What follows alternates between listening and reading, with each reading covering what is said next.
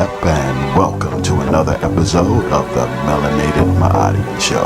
I am your host, Asar Ngozi Kunakti Sarah, and we are men and women of the melanated diaspora who abide under foundations of Ma'a. This means that through training and education and adherence to Ma'a, we have been able to spiritually renew ourselves. Ma'a is the beginning of human foundational law. Ma'a is the principle that represents all that is pure, true, and natural. We apply this human foundational law through the process of living Ma'a. This means we live in truth, integrity, uprightness, as well as being seekers of justice and reciprocity in our every action and deed.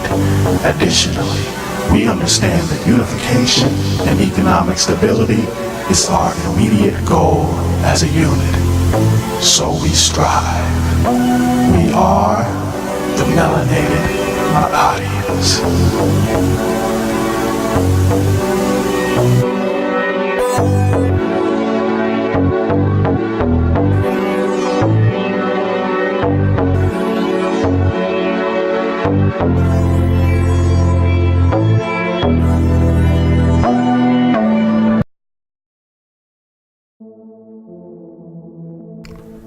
Hotep, brothers and sisters, today is the town hall. The question of the day is the black diaspora we know as the conscious community becoming obsolete, to be or not to be. As a member of the conscious community, I entered some time ago, and through the conscious community, I was able to fill my cup, if you will, with various perspectives and different points of view from many different types of people. Those people being Moors, Hebrew Israelites, Christians, Kemetic scientists, and a whole host of other people with many things to offer to the melanated diaspora. Now, me personally, I was always aware of my autochthonous American heritage.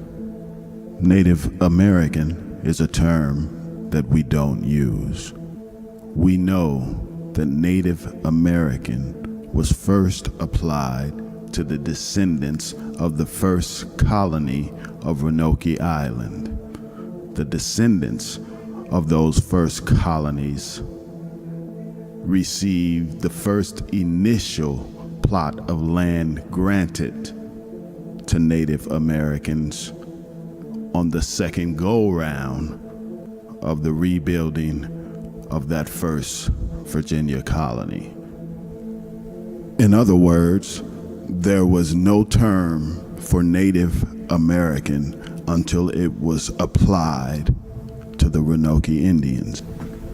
With that being said, knowing that I came from various sets of the Muskogean nation, I was always curious as to why they had pyramidal-like structures, and how did this particularly connect to Kemet. And what we've come to find out is we are autochthonous Americans. And in my studies as a Kemetic scientist and not an Egyptologist or anything of the sort, our study entails piecing together history with the clues that we have been left in which to give a visual of who and what Kemet truly was. For example, I heard someone say Kemet was in the Nile Valley and didn't have access to the sea, and they couldn't travel here, there, and everywhere. And the reply to such a statement would be this: no, Kemet didn't travel from the Nile Valley trying to reach all these places that could only be reached by sea. They had the Phoenicians, who were the sailors for the nation. So you see, we understand what the nation of Kemet was and its relationship to its colonies here in the Americas, all the way up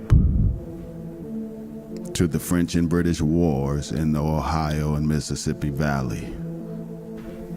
Understand this: if you are Kemet, or you have had an affinity for Kemet, and you are a autochthonous American, which means that your family is part of the Muskogean Nation or any of the latter tribes such as the Seminoles, the Cherokees, the Choctaws, the Chickasaws, the Hatchapees, there's so many. And if you are descendants from any of these tribes, then you're autochthonous American, and Kemet is your heritage. And don't get it twisted. I still respect and love all my brothers, especially those that are living and moving in the direction of what it is they represent. Now, as it relates to the various ethnic groups that possess a certain melanin quality, Dominicans, Puerto Ricans, West Indian, Caribbeans, Africans, the autochthonous Americans are different from these people and bring to the table different assets. And at this point, many of us find ourselves residing on the same continent, claiming the exact same thing, whereas everyone is not due the benefits of the autochthonous Americans. So with that being said, I have to stand with the autochthonous Americans as well as the ADOS family, especially in this new political climate. Okay, let's talk politics. We, the autochthonous Americans, reduced from builders to a sanctioned ethnic group within their own country, enduring chattel slavery, sharecropping, Indian wars, civil wars, American wars, black codes, Jim Crow laws, lynchings, and the destruction of Negro towns all across the colonies. And since we're talking politics, let's talk about the new Jim Crow. Many of you have already read the book. And see, I'm what you would call a foundational Negro, in that if we are going to pursue any type of reparations, an extreme overhaul of the judicial system as it relates to us is needed. Well, what does this entail? Though I believe that saving HBCUs as institutions could be on the list, if you will. However, would we even utter the word reparations? It should be in such detail that there could be no misinformation as it relates to the goal of what one would seek for such reparations.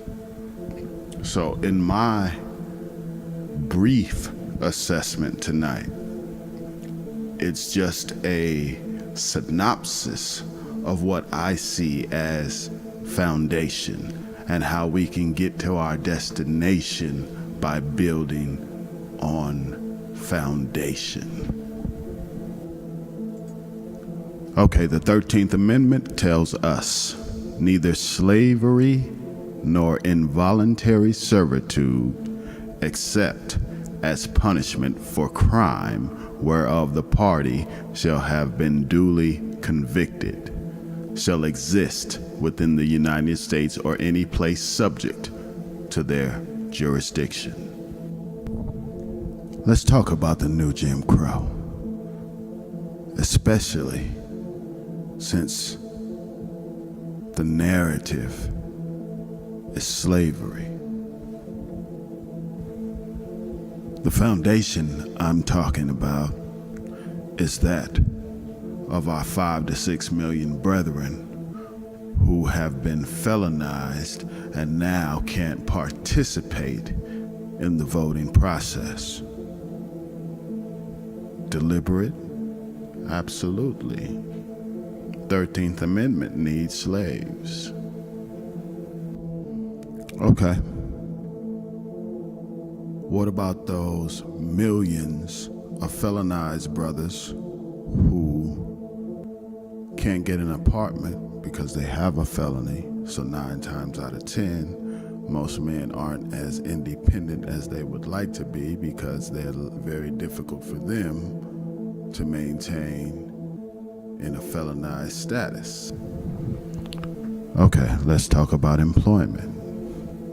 Well, if one is felonized, then they are going to be very limited in what their employment choices can be.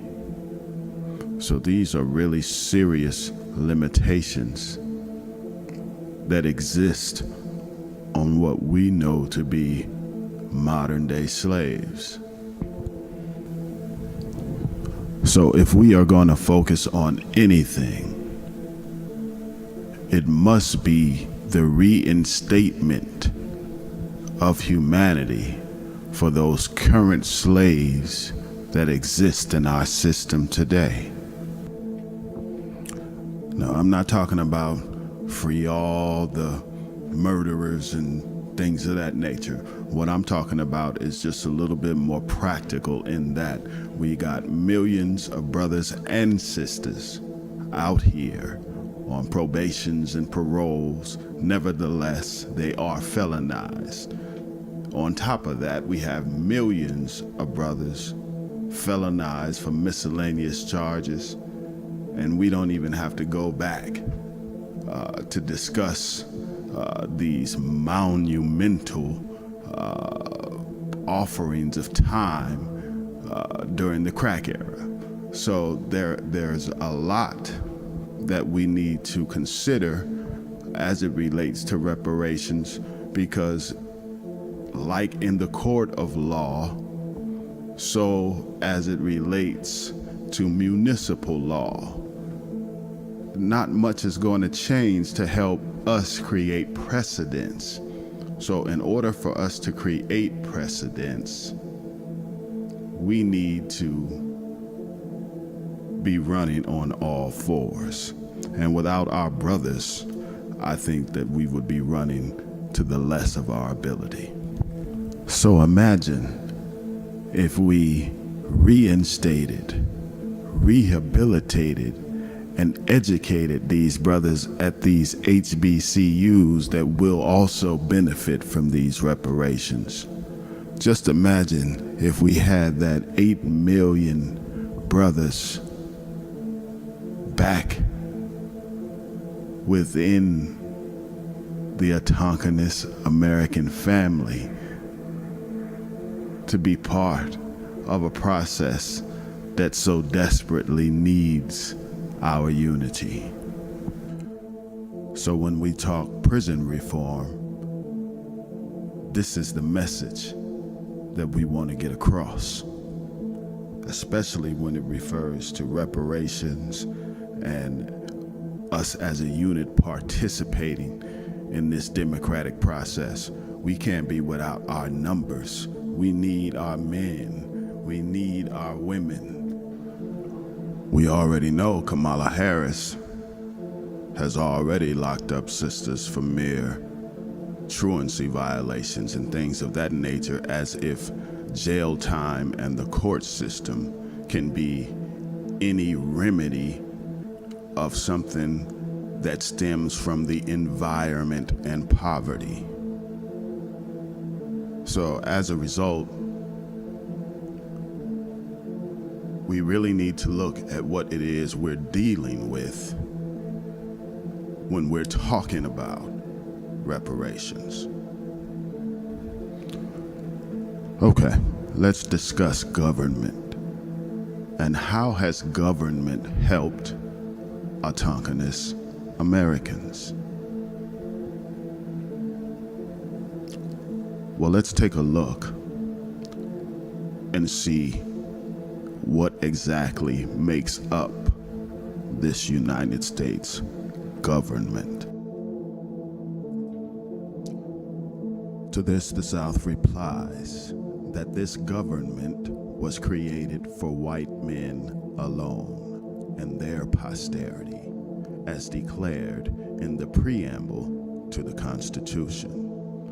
That the Supreme Court has recently declared the same great truth, that seizing the government by a mere sectional vote and placing it in distinct conflict with the social order of the South, with the avowed purpose of pinning up its Negro population in order to bring about someday the extinction or overthrow of the existing condition, is therefore an overthrow of the Constitution. That the object avowed necessarily involves their future. So you see, brothers and sisters, with government, there is a cycle. And if you think you're just going to overturn the Constitution with reparations, because that's exactly what we have to do, then let's talk about it. Now, on the flip side of the coin, if we're just looking for dollars to fund some of our various institutions and things of that nature, we shouldn't call this reparations, because reparations requires a lot more work than many that only do lip service aren't willing to put the work in to get the job done. It's not about numbers, brothers and sisters. It's about numbers with leverage. And just because there's been some harm done doesn't necessarily require us to put ourselves in a position to be demanding reparations. That demand comes when we have leverage and we have built our own institutions within our groups in which to present a visible working model, so that we can now ask for funds to scale on a level that's going to benefit everybody. That's, in my opinion, how we get to reparations. But nevertheless, your vote is valuable, just as you are valuable. So make sure that we don't have another Civil Rights Act where we're fighting for something that really didn't benefit us. For example, we got into the schools, we got into the restaurants, We got into some of the public establishments. It still didn't change how those people treated us.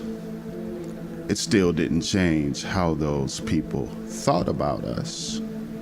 So now we were put in positions to have to adapt and adjust to an environment that was particularly hostile to us and still hostile to us today. The crack cocaine epidemic sponsored Contra wars, according to Mr. Webb.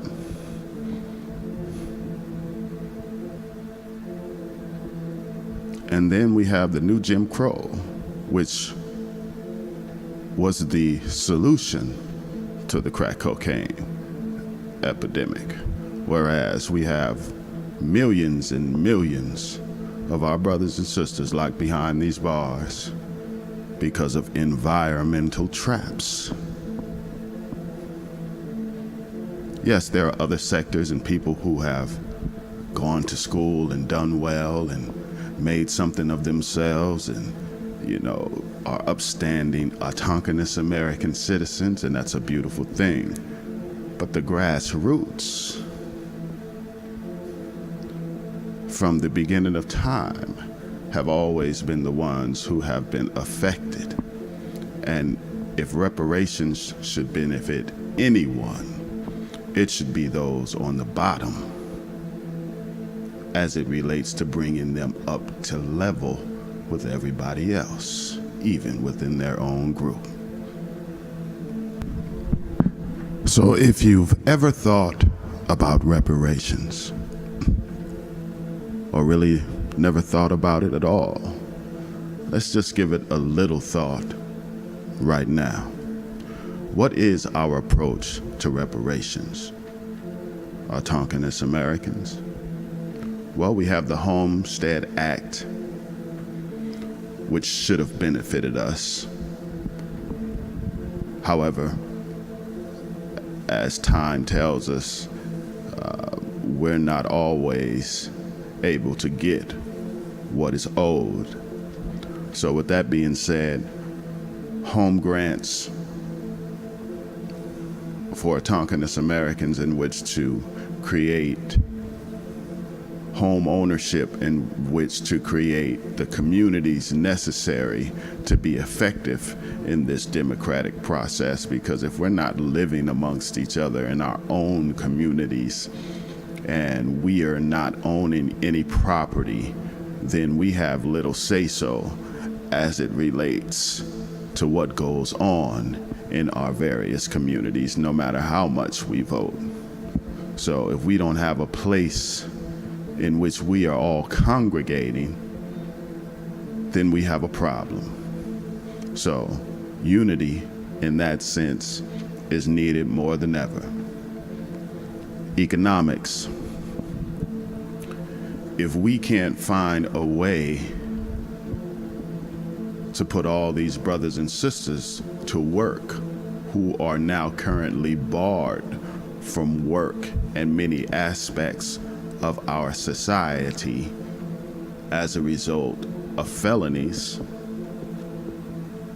then how are we going to grow our own economic base when we have that many people who are not producing? You say 8 million men, even if they made $10,000 a year, would be significant amounts of money that could be put back into the community. And even more so, if we were training and providing trades and self-employment opportunities to these brothers. If they're not being hired, then we should do as the immigrants do and open up these businesses and hire ourselves. So you see, our brothers and sisters need spiritual renewal and training.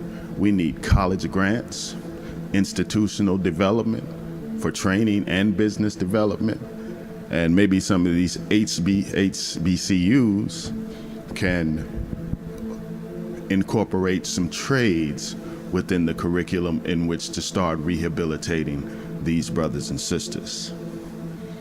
So let's give a 360-degree view of what it is we're trying to achieve as it relates to reparations. I know my organization particularly, we are writing motions on a consistent basis in which to expunge various convictions so that these brothers can get back to work. So that's just one aspect of the services that are already being offered.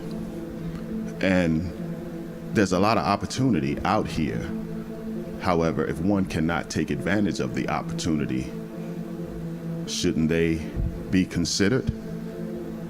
So that's what we, as melanated Ma'adians, are making a point to do as it relates to our justice ethic centered in Ma'at. Okay, let's talk about a Tonkinist American lineage.